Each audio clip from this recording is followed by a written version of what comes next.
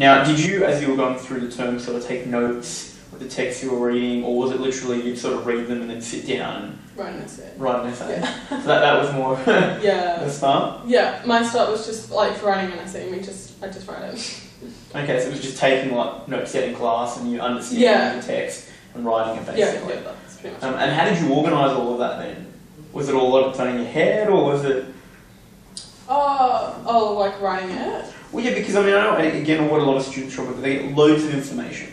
Yeah. And then it's knowing, well, what am I using, what's important, how do I put this into, 1,000 words, for example. Yeah, I think I just picked a few things, like a few of the main ones that I wanted.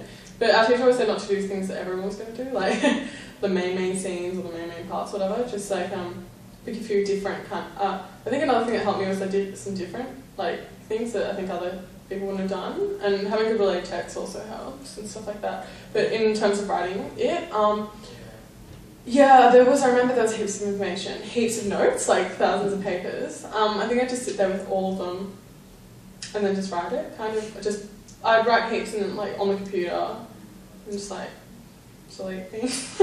I don't know, just write and then see what works, what didn't. And then just delete and rewrite and chop and change basically. But choose a few main things to work with, like a few main parts as my main paragraphs, and then work with that. Like choose a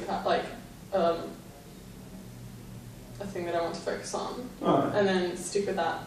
Excellent. And then get quotes on that and stuff like that. Yeah. Now you mentioned something which I just want to, expand upon a little. Mm-hmm. So you said that your teacher advised you to, when selecting examples from a text, pick not the main ones, but ones that were slightly different. Yeah. Tell me a little bit about that and how you did it. It's like everyone's going to choose this scene in a really big film, like the scene that everyone's going to do, and there's going to be markers that are going to mark it 1,000 times. So either just do it really well or do something and also she also said that everyone in the class should do different things, try to do different things, because if they get a centre that does all the same things, they're thinking this is obviously just taught to the class. Yeah, they mark all your centre. Yeah, exactly. And so if they're a bit different, they're going to think that people actually did the work, or dug deeper. Yeah, and they weren't being spoon-fed. Yeah, exactly. So our teacher did give us a lot of different notes on different stuff, and then we kind of just put it together differently. Because there was so much information. Yeah. That leads quite nicely on our next question, which is related text. Yeah. Because obviously part of that strategy was making sure that you were picking different related texts, as well as different scenes in your sort of core text as well. Mm-hmm. How did you pick your related text? And do you have any advice for students? Just do things that are a bit different, not too generic. We did this module called Distinctive Voices in stand-up. Yeah, I have it. Yeah, it's quite difficult.